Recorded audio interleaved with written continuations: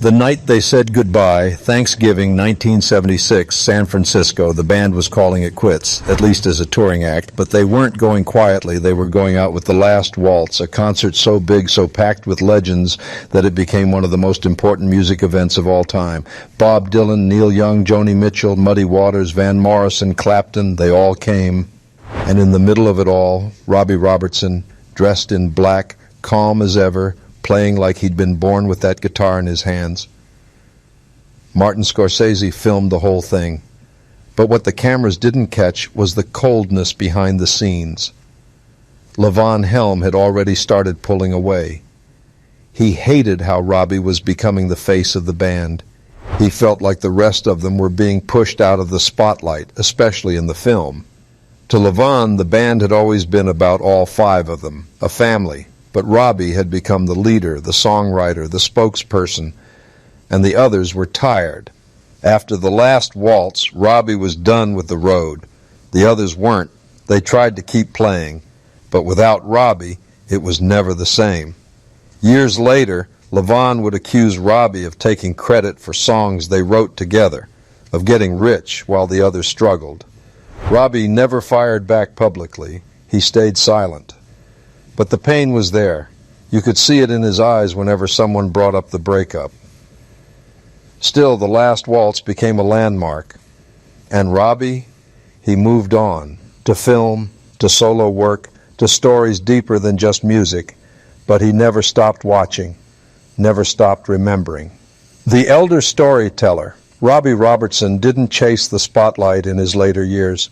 He walked quietly, like a man carrying too many memories. But when he spoke, people listened. He scored films for Scorsese, Raging Bull, The Color of Money, Casino, The Irishman, Killers of the Flower Moon. His music wasn't just background music. It shaped the mood, told the story behind the scenes. He released solo albums that felt like ghost stories told around a fire, full of blues, whispers, echoes. They weren't chart toppers, but they were real. Robbie also reconnected with his roots. He embraced his indigenous heritage in a way he hadn't before. He told stories about his mother's people, about identity, memory, and belonging. He wrote books. He mentored young artists. And quietly, as the years passed, he watched his bandmates fade. Richard Manuel took his own life in 1986. Rick Danko passed away in 1999. Levon Helm died in 2012. Still bitter, still beautiful in his music. Only Garth and Robbie remained. But even in all the loss, Robbie never let the music die. He believed stories must be told, even the painful ones. When he passed away in 2023, the tributes poured in, from Dylan, from Springsteen, from fans across generations.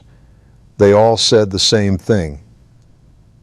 Robbie Robertson was the reason the music mattered, and maybe they were right, because Robbie wasn't just a guitar player.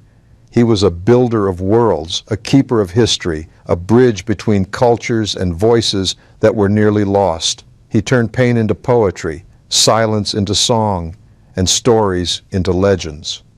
In the end, Robbie Robertson never screamed for attention. He didn't need to. His guitar did the talking, his lyrics did the walking, and his silence, his calm presence, spoke louder than most ever could.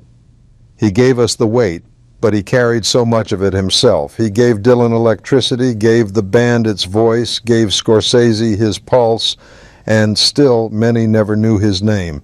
But those who listened, really listened, knew.